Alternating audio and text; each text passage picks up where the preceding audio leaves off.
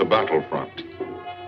A battlefront like no other in the long history of mankind's wars. This is an air front.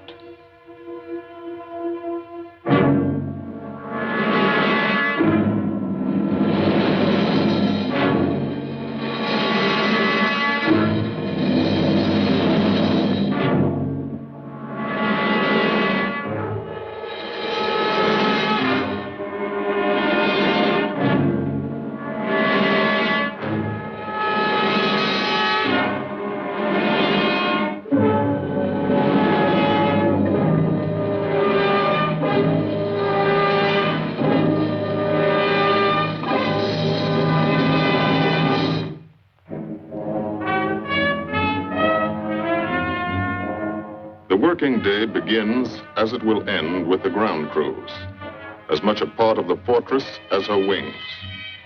If you're a mechanic, you've got your own bomber. You get attached to it. But you know when your ship goes out on a mission, you may never see it again.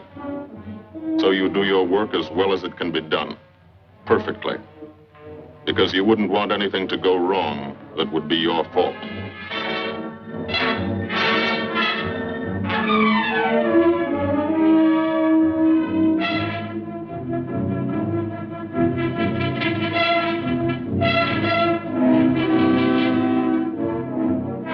Today, the bombs will be taken from these bomb dumps somewhere in England and delivered to specific points in Wilhelmshaven, Germany.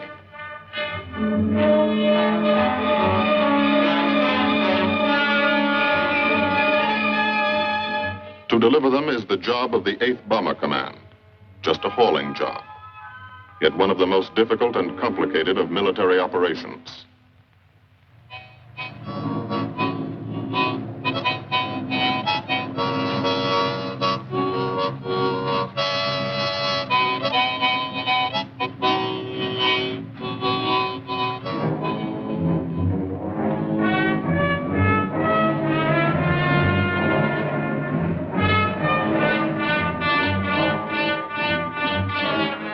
General-purpose demolition bombs, impact velocity as high as 750 miles an hour, pierce 5 inches of armor plate, destroy a factory. Briefing at 0800. Pilots, bombardiers, and navigators take their places. The group commander, Colonel Stanley Ray, steps up to the target map, and for the first time, you learn where you're going. Sometimes your face turns white when you find out. Sometimes the feeling you won't come back tightens your insides.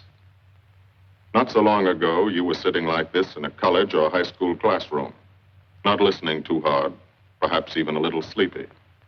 But you listen here. And as you listen, you don't have time to think of yourself. Fear fades. You concentrate on the mission, type of formation, assembly point, 0 hour, route to target, weather, enemy fighters, enemy flak, route back home. If forced down in enemy territory, destroy equipment.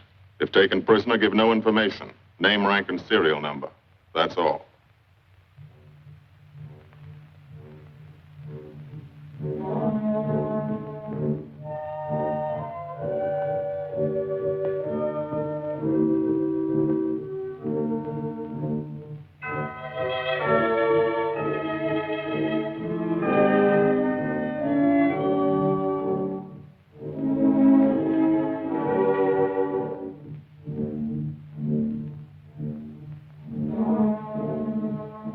These are the passengers with one-way tickets. And this is the crew of the Memphis Belle, 324th Squadron, 91st Heavy Bombardment Group. Just one plane and one crew in one squadron, in one group, of one wing, of one Air Force, out of 15 United States Army Air Forces. Well, fellas, we've never had an easy ride over there yet. And today won't be any different. No escort except unfriendly. So keep your eyes peeled. Don't get excited and yell when you're talking on the intercom. Save your ammunition and make your shots count. And let me know what goes on back there, Quinlan. Yes, sir. Stay on the ball, gang, and she'll bring us back like she's always done. Okay? Let's go.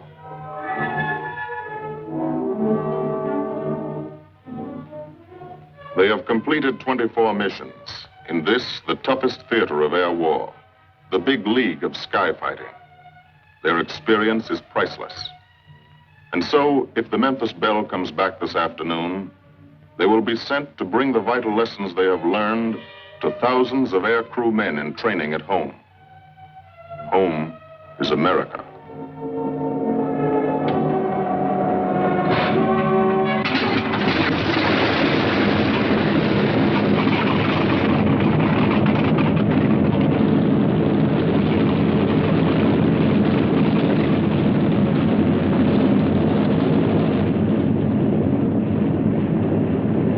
This is a battlefront, like no other in this or any war.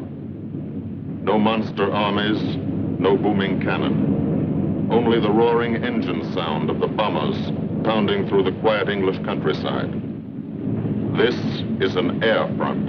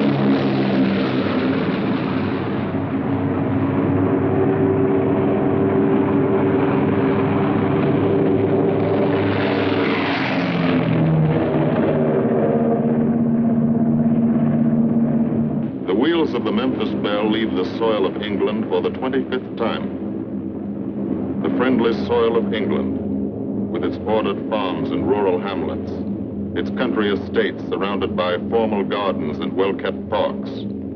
The England these Americans knew only from the classics they had to read in school.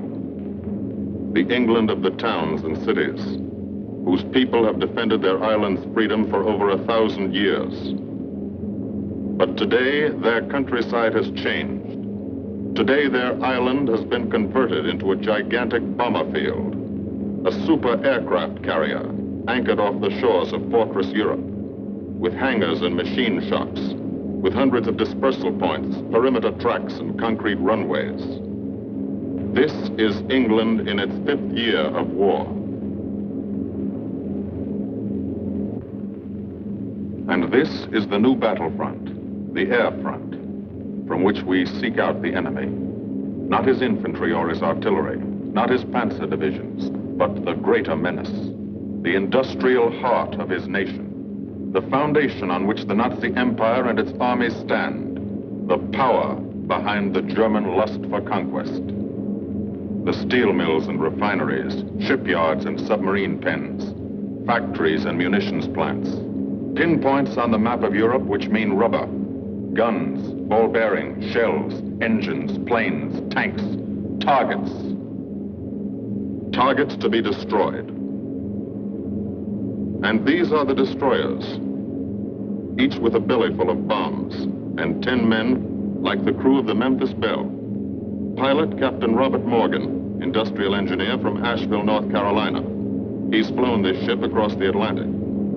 The other pilot, Captain Jim Verinis, business administration student at the University of Connecticut. Radio operator and gunner, Sergeant Bob Hansen, construction worker from Spokane, Washington. Navigator, Captain Chuck Layton, chemistry student at Ohio Wesleyan. Engineer and top turret gunner, Sergeant Harold Locke from Green Bay, Wisconsin. Used to be a stevedore.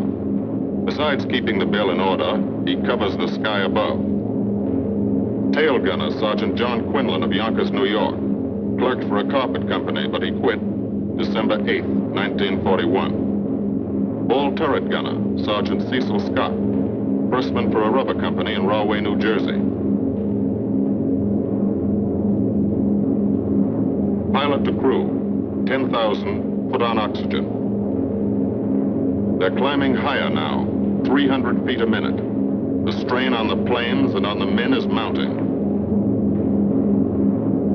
The rest of the crew, Bombardier Captain Vincent Evans, operated a fleet of trucks in Fort Worth, Texas. Waist gunners, on the right, Sergeant Bill Winchell, chemist for a paint company in Chicago. And on the left, Sergeant Tony Nastal, used to repair washing machines in Detroit when he was a kid. Now he's 19 and has 2 Nazi fighters, confirmed.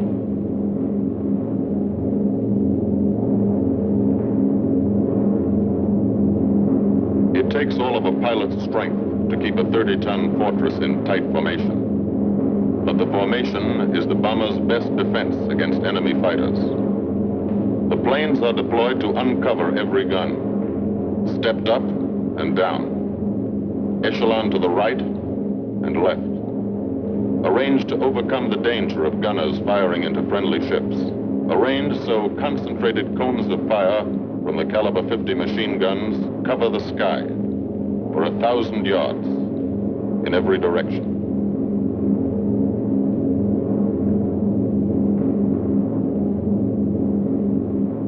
The friendly coast of England slips by below. It doesn't look like much now, but in a few hours when you come back, if you come back, this will be the most beautiful view in the world. Higher and higher, climbing to reach your best operational altitude, 25,000 feet, 5 miles straight up. So high you can't be seen from the ground with the naked eye. So high that after 1 minute without oxygen, you lose consciousness. After 20 minutes, you're dead.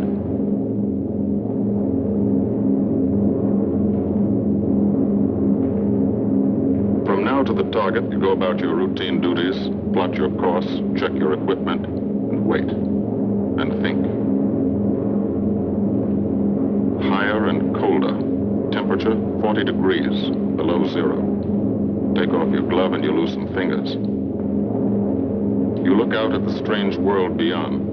Reflections in plexiglass, like nothing you ever saw before, outside of a dream.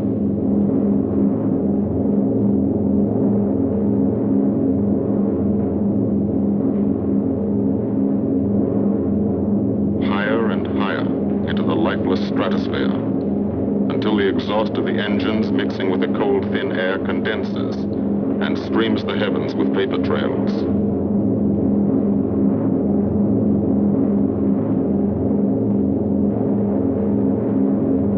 The men in the ships, they're far from beautiful, for they point like beckoning fingers to the formation, signposts in the sky for the enemy to spot us.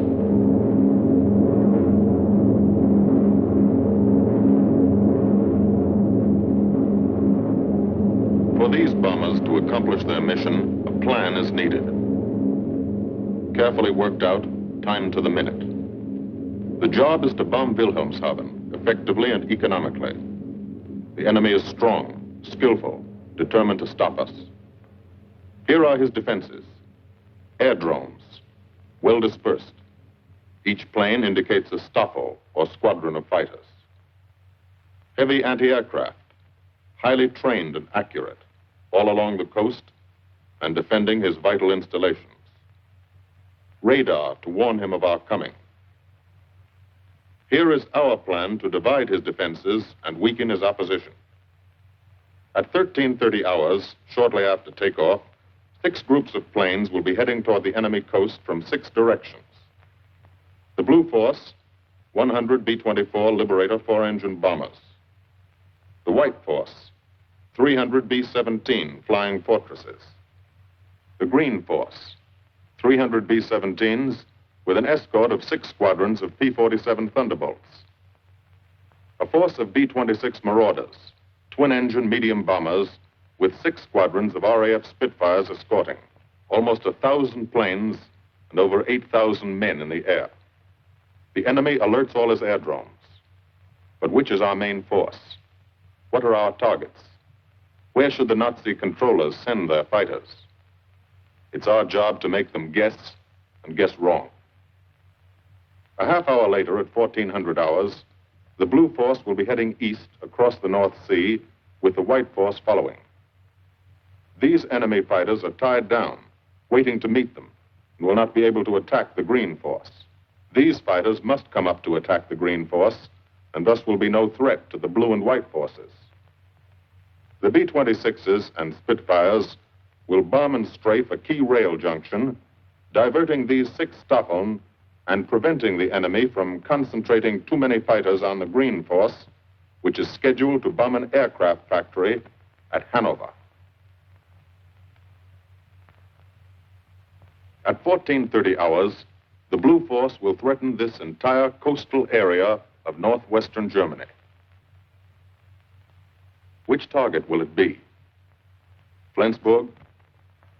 The Kiel Canal?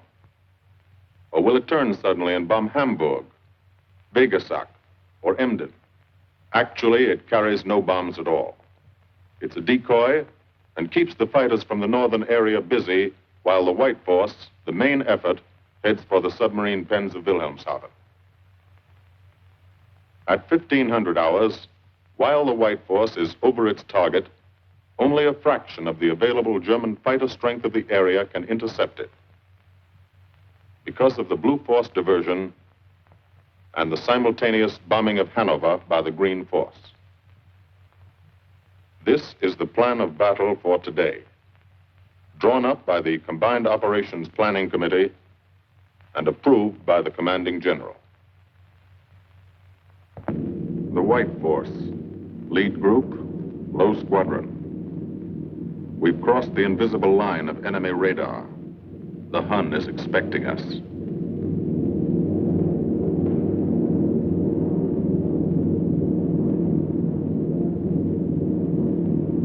Steel helmets go on. Watchful eyes strain. Tight formations are held tighter still. Tense gunners more alert because here it comes. The enemy coast. From up here, it looks the same as any other. Houses, roads, green fields, factories, waterways. But they are the houses and fields of those who invade and oppress. They are the factories and roads of the people who twice in one generation have flooded the world with suffering. Suffering in such quantity as the history of the human race has never known. Brought torment and anguish into countless American homes. Gold stars and telegrams from the War Department.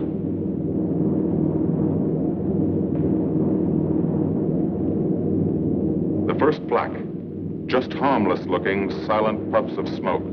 Only each puff is a shell exploding, throwing shrapnel around the sky. Exactly the range, accurate flak by radio prediction. 5 miles down, Nazi anti-aircraft batteries have calculated the altitude, speed, and course. Where will the next one hit? You try not to be there.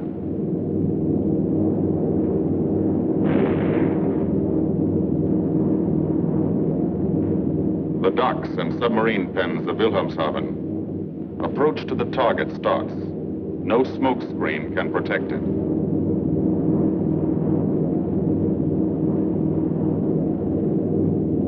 Now the enemy knows the path of your approach and walls that path with a flak barrage. but you fly right through it. Flak so thick you can get out and walk on it.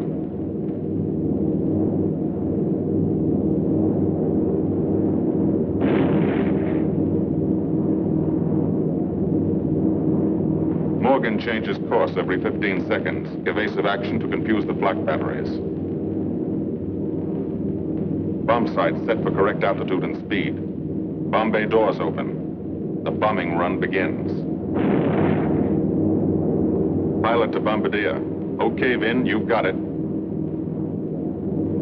Now Evans flies the Memphis Belle, controlling it through the bomb sight. And now we are most vulnerable. Committed to our bombing run, we can't dodge flak or fighters. Here's the first.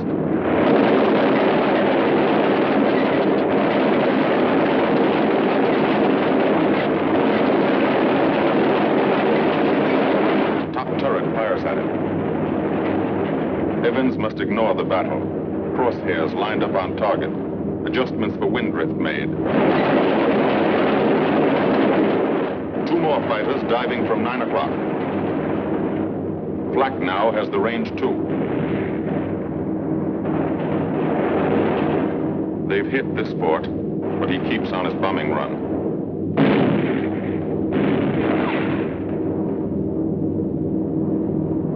As lead bombardier, Evans's aim must be good.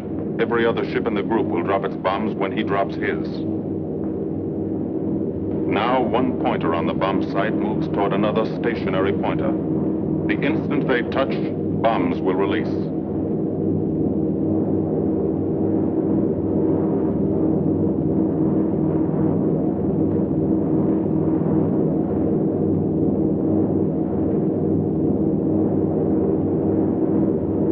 They touch. Bombs away.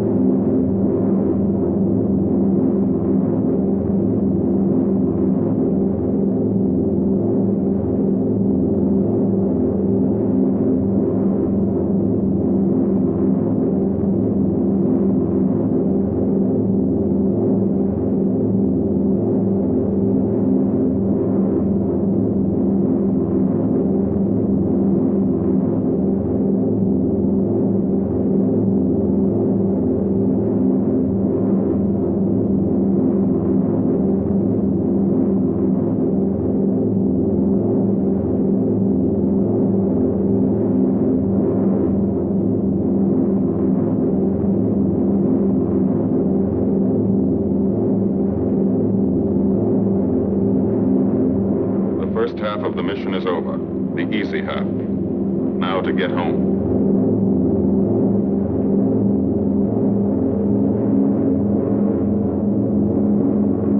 The flak stops.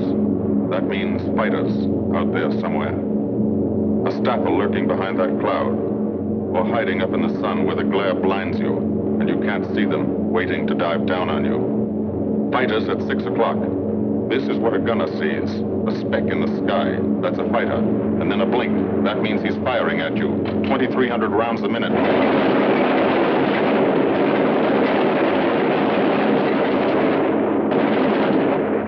In a running battle, one of the most important instruments is the interphone. There's 4 of them. 1 o'clock high. They're coming around. Watch.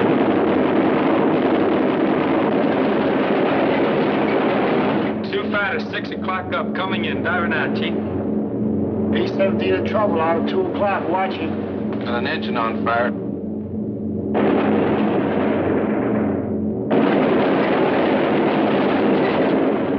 There's 2 more diving through the 94th. 3 planes, 9 o'clock, coming around. Keep your eye on them, boy. Coming around to 10. Watch them, Chuck. Keep your eyes open. Yeah. They're breaking at 11, breaking at 11. I got them. Coming around underneath at 10 o'clock. I Got see those 2 at 2 o'clock. Watch them, Scotty. I got my sights on them. Check that B-17, Chuck. 3 o'clock. Motor smoking. Fighters 10:30 coming around. Those 10:30 upper or lower?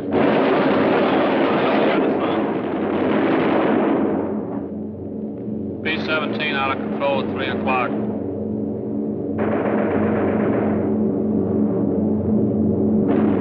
Come on, you guys, get out of that plane. Bail out. There's one. He come out of the bomb bay. Yeah, I see him. There's a tail gunner coming out. Watch out for fighters. Keep your eye on them, Bill. See any parachutes, Quinlan? 2 parachutes. So black at 9 o'clock.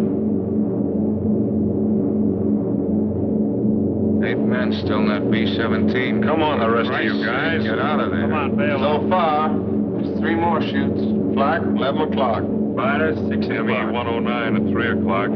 Keep after him, would you? I see him. I'm on him. Come on, you son of a bitch.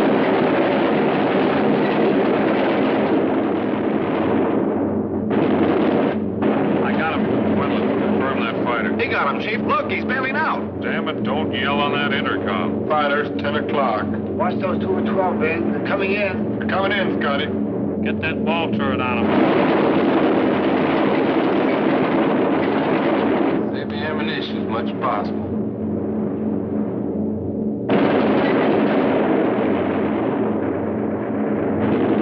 Watch that fighter coming in at 3 o'clock. He's coming in a half roll. Pull her up, Chief. Pull her up. Hurry.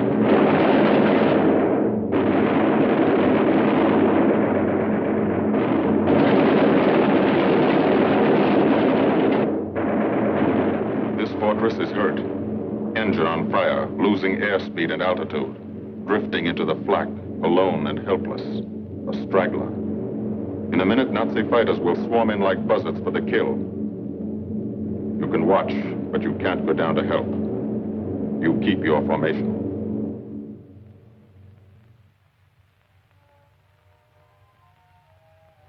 Here, too, the mission is being flown. None the less real for being in the minds and hearts of these men behind. Ask anybody who's been to a field in England or anywhere else our bombers are based, and he'll tell you that there's drama here, too. Waiting to see who's coming back. To watch them, you might not realize how tense these ground crews are. But they are tense and plenty worried. In Air Force talk, this waiting is known as sweating out the mission. These men know the flight plan. Their watches told them when the bombers were running into enemy flak, when they were over the target, when they left the enemy coast. And now their watches tell them the bombers should be nearing the field. Every ear strains for the first sound of the engines.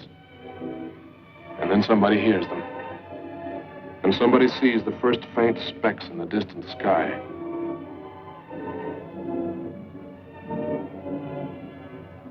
Every face turns to see and count. The watchers try to read the numbers on the ships. These planes have priority to land first. The colored flares mean wounded aboard. In the hospital window, these watching men know what that means. They know what it feels like to lie on a bouncing fortress floor for hundreds of miles through the frozen stratosphere in great pain, with the other men in your crew fighting to keep you alive until they hit the field. The field. Home. It'll be okay then. Because there'll be medical care. The best. As soon as the wheels of your plane stop rolling.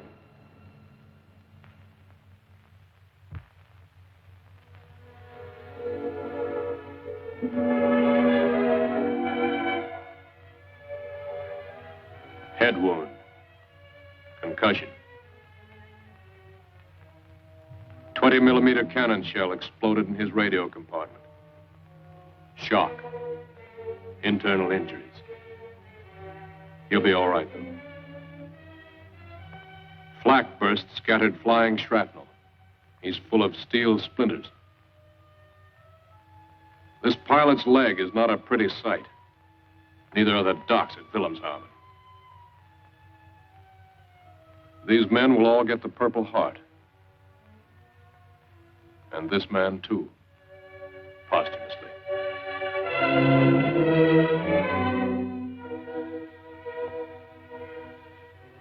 A transfusion right in the plane. This gunner is too weak to be moved.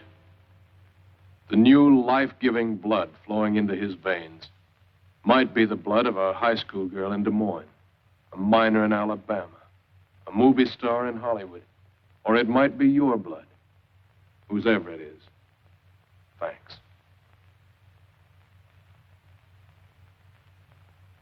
36 planes left this field this morning. Now 6 more arrive. That makes 20 home. And this one's 21. More wounded aboard.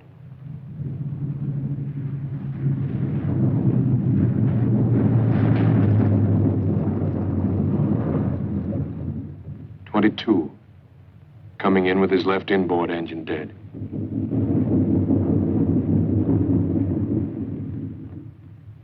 .23, with a feathered prop on his left outboard engine. 24, Southern Comfort, with a chunk of tail gone. 25, they flew home on their luck. 26, not a scratch. The control tower learns that 2 more landed at a British field to the south. 1 a crash landing, crew safe. That makes 28. 29. A rough landing, but her pilot's badly hurt. It's a wonder he brought her back at all. 29 planes back, so far. 29 out of 36. Our losses were heavy, but the enemy's were far heavier. We destroyed a German aircraft factory, a rail junction, submarine pens, docks, and harbor installations. That's specific, known damage. But who can tell the number of German torpedoes that will not be fired? The number of our convoys that will get through now? The soldiers' and seamen's lives that will be saved? Or the battles that will be won instead of lost because of what these bombers and airmen did today?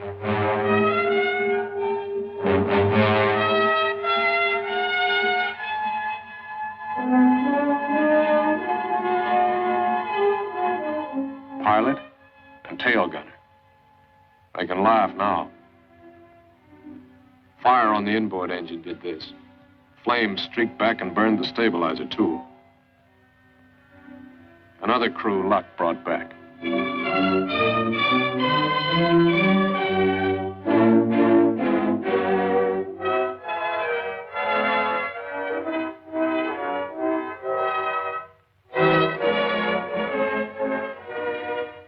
Here's old Bill. A pretty good airplane when it took off. Lost its nose. Lost its navigator. Bombardier wounded. Top turret gunner and pilot hit. Hydraulic system shot out. No brakes, no flaps. But old Bill came back.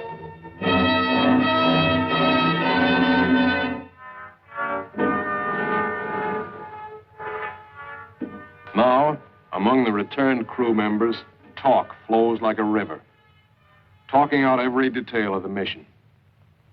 These are the faces of combat, faces of Americans who have watched their comrades die, faces that can never forget the enemy. And there are no mood to have their picture taken.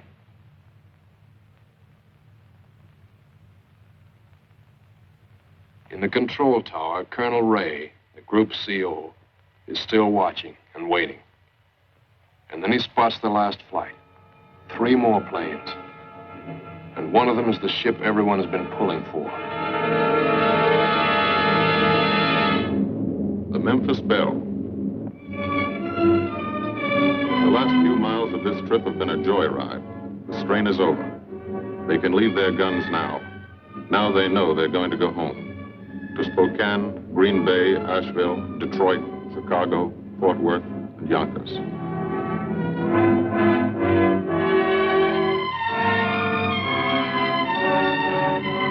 The Belle comes in for her landing.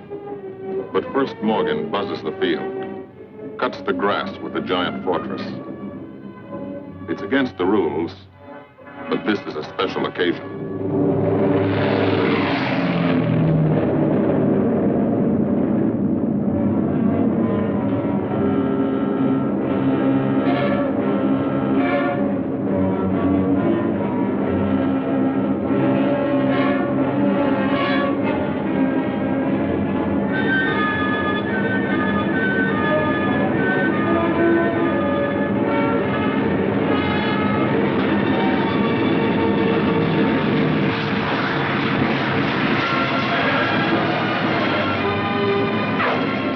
sails of the Memphis Belle come back to the soil of England for the 25th time.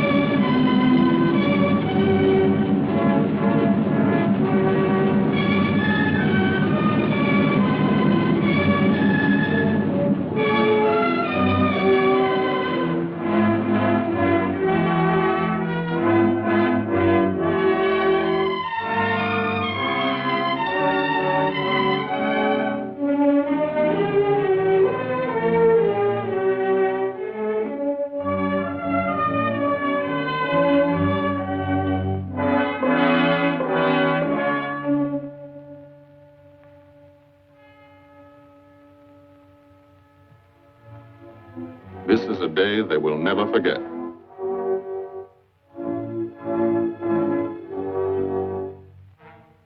Another great day soon after, Brigadier General Hansel visited the field and presented the Distinguished Flying Cross to every member of the crew.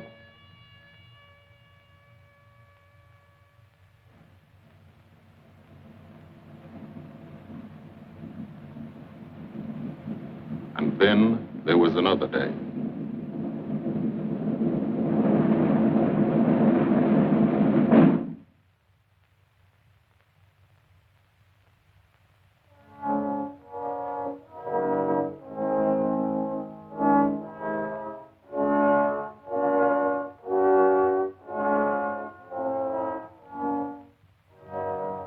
Their Majesties, the King and Queen of England.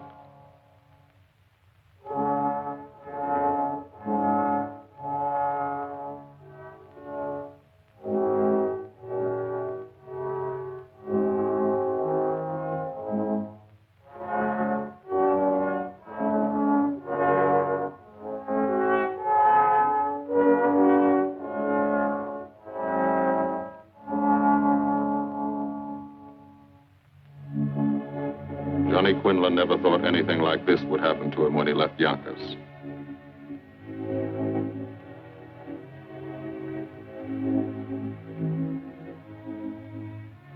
The ground crew were a little self-conscious about being dressed in fatigues, but the Queen thought they were very nice.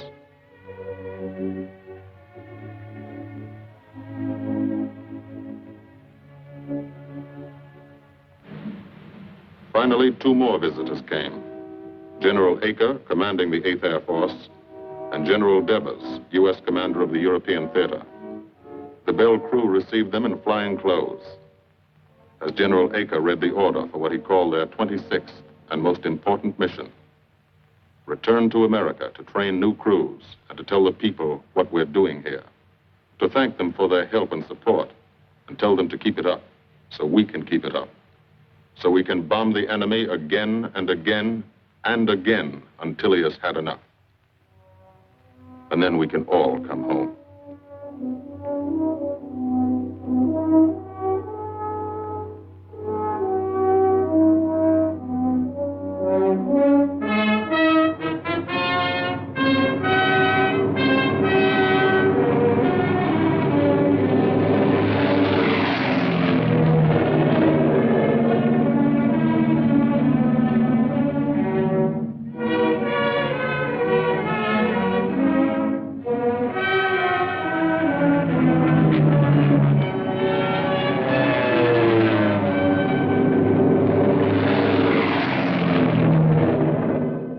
The 8th Air Force, who are now flying deep into Germany, bringing destruction to targets almost 1,000 miles from their bases.